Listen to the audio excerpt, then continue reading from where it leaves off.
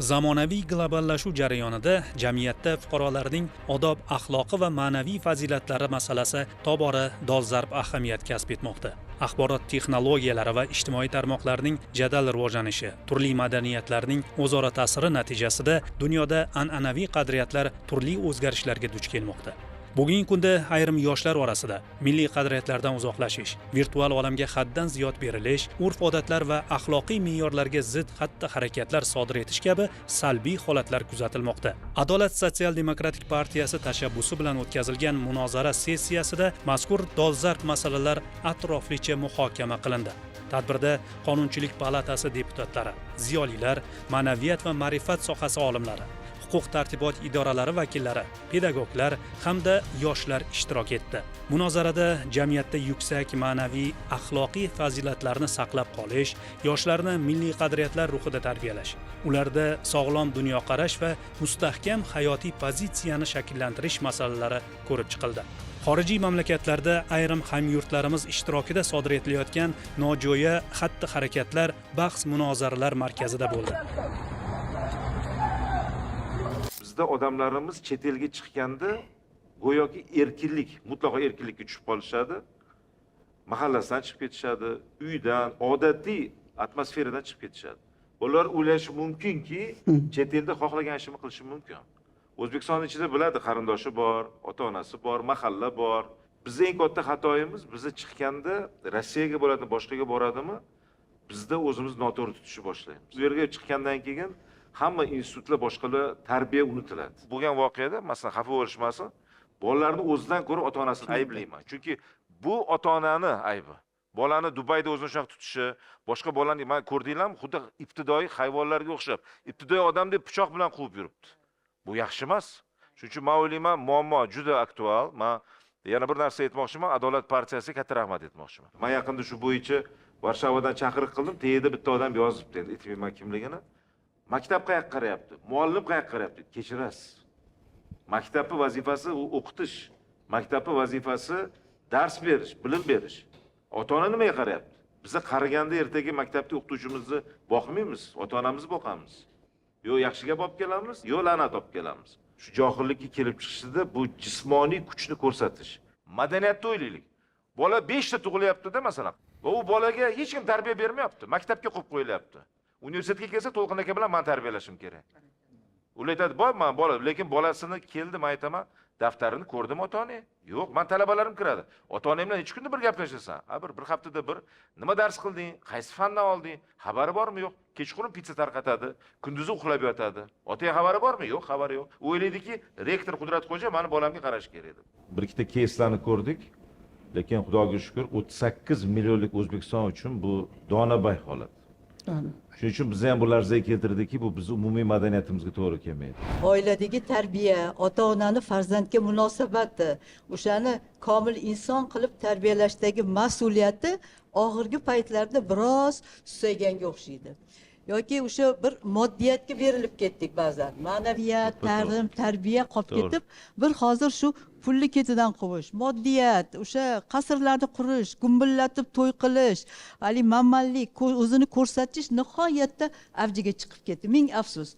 Albatta bu narsalar mayda-chuyda narsalar, lekin bizni o'sha nufuzimizga, davlatning nufuziga, ma'naviyatimizga, ma'rifatimizga qandaydir darajada bir zarba beradigan holatlar. Shuning uchun bunday bo'lmasligi uchun hammamiz birlashib, birgalikda harakat qilishimiz kerak deb o'ylayman. Bu bizni o'sha ma'naviyatimizni, axloqimizni, qadriyatimizni, bizni millatimizning shunday bir fazilatlari borki, hatto boshqa millatlarning tiliga hatto tarjima ham qilinmaydi. Masalan, kamtarlik, ibo, hayo, ota-onaga, yurtiga, vataniga, mahallasiga bir sadoqat bilan xizmat qilish, ularni ko'z qorachig'idek asrash degan bizni juda yaxshi qadriyatlarimiz bor. Lekin mana shu qadriyatlarni oxirgi paytda biroz susayganini mana shu bir kurtaklari deb bilaman. O'sha Dubayda bo'lgan voqea yoki o'sha Turkiyadagi voqealar va ijtimoiy tarmoqlardagi voqealar. Shuning uchun bu masalaga birinchi navbatda ota-ona mas'ul deb bilaman. Bitta voqea bilan butun bir millatga, butun bir avlodga, butun bir ajdodga baho berish mumkin emas. Tadbir ishtirokchilari o'zbek xalqining azaliy fazilatlari, bag'rikengligi, tanti va mehmondo'stligi haqida so'z yuritdilar. Ular bu muqaddas zaminda yetishib chiqqan buyuk allomalar, mutafakkirlar va ziyolilarning jahon sivilizatsiyasi rivojiga qo'shgan hissasini alohida ta'kidladilar.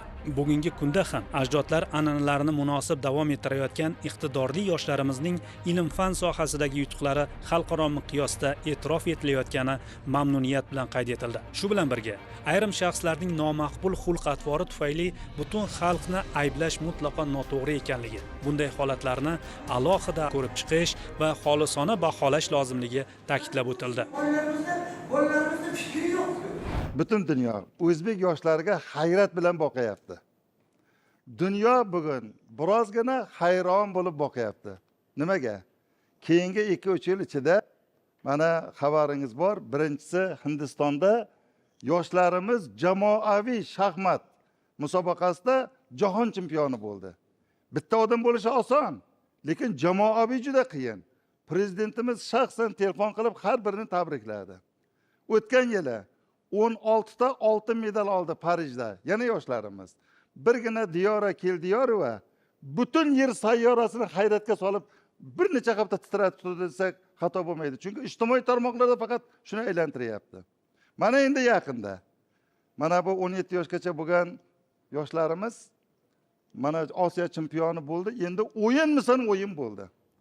Va prezidentimiz ularni tabriklab yana bir suhbatda bir ajoyib gap aytdi. Bu bolalarning orqasida hech kim turgani yo'q, korrupsiya yo'q, tanish bilishchilik yo'q degan gapni aytdi. Endi mana shu undan tashqari yana bitta guruhda aytib ketay, Islomjon. Mana shu oltin medal olganlarni butun davlatimiz, jamiyatimiz olqishlab o'rgandan keyin olimlar biroz gina qila boshladi. To'g'ri gina qildi. Xo'p, ular sportda oltin medal olgan bo'lsa, bizdagi fan olimpiadasi, xalqaro haligi fan olimpiadalarda shoda oltinlar olyapti deb. Mana keyingi 2-3 yil, 4-5 yil ichida O'zbekiston yoshlari dunyoni shunday hayratga soldi. Bularning hammasini orqasida faqat ota-ona turibdi. Bu gapingiz noto'g'ri, mavhum gap haligi. Biz hammamiz mas'ulmiz. Biz hammamiz ehtiyot bo'l. Yo bu kim o hammamiz? Kimsan sen? Men kimman? Qaydan bilasan? Eng to'g'ri gapni mana ustozlar aytayapti. Konkret ota oila sultoni degan gap bor. Konkret ota-ona birinchi keldi. Ota-onani izmidan chiqdimi, u mahalla ham, boshqasi ham bir pul bo'lib qoladi. O'zbekiston bugun jahonda o'zini imijiga, obro' e'tiboriga va butun dunyo, hattoki Yevrosoyuzda ham o'zini o'rnini topa olgan mamlakatga aylandi. Falsafada tushuncha bor, sabab va oqibat. Sababini qidirishimiz kerak, oqibatini, yechimini yechishimiz kerak. Oiladagi ta'lim, tarbiya, axloq mexanizmlari istaysizmi, istamaysizmi, butun jahonga ibrat andoza bo'lyapti. Juda achinarli hol. Bu voqea demak bizni birinchi navbatda men shunaqa deb tushunaman, o'tgan avlod ajdodlarimizni qabrini chiqiratdi.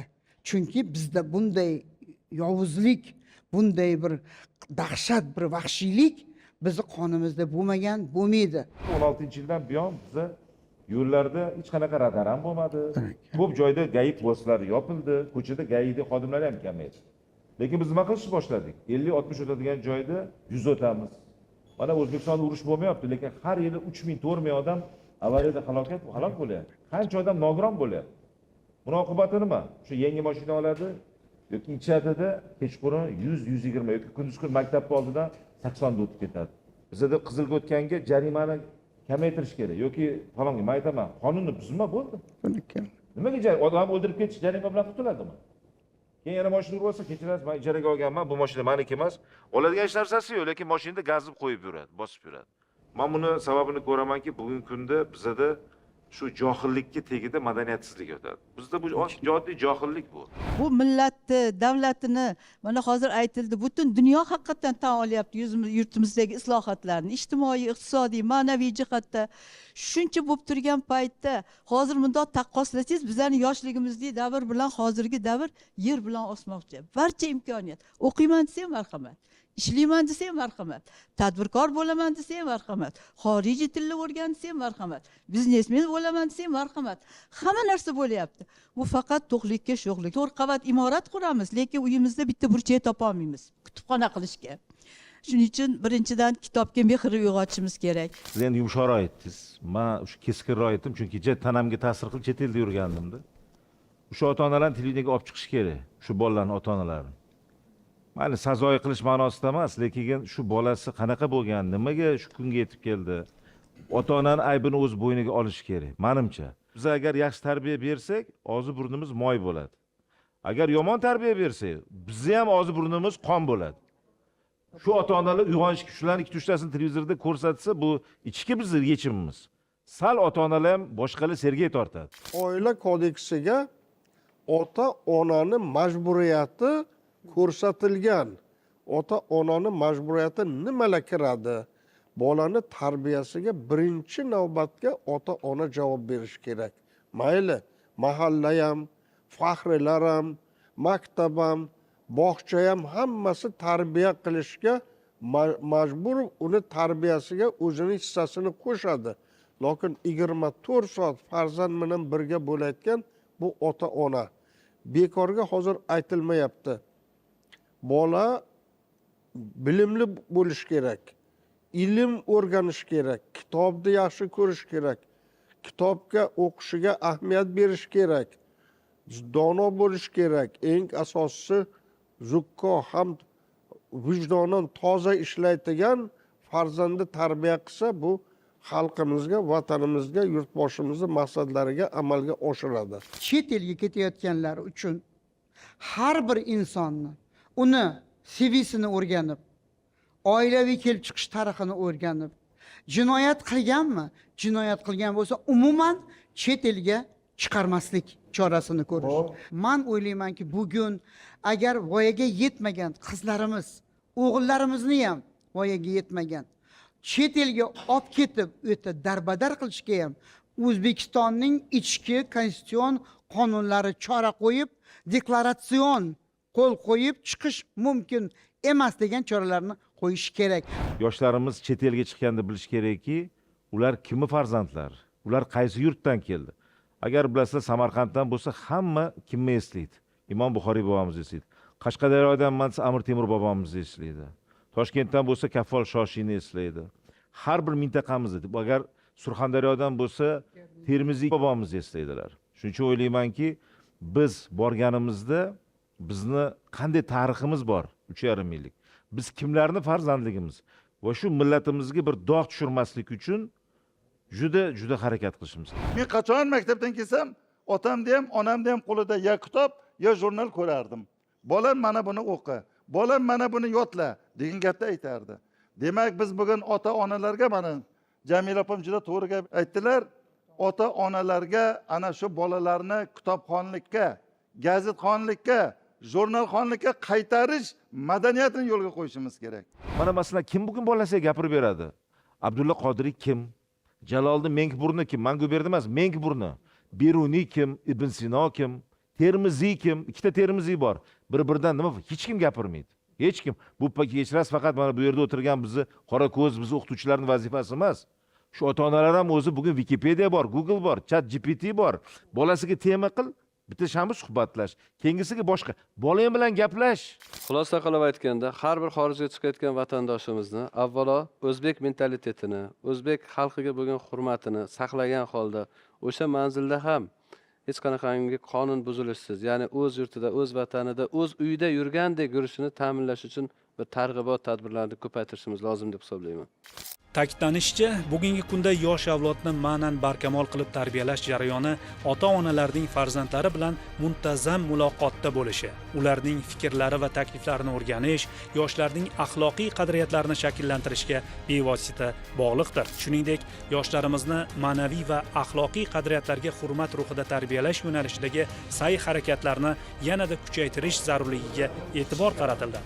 Munozara yakunida farzand tarbiyasida oila, mahalla va ta'lim muassasalarining hamkorligini kuchaytirish, yoshlarga milliy va umuminsoniy qadriyatlarni chuqur singdirish bo'yicha aniq takliflar ilgari surildi. Ota-onalar va mahalla faollarining bu boradagi mas'uliyatini oshirish zarurligi alohida qayd etildi.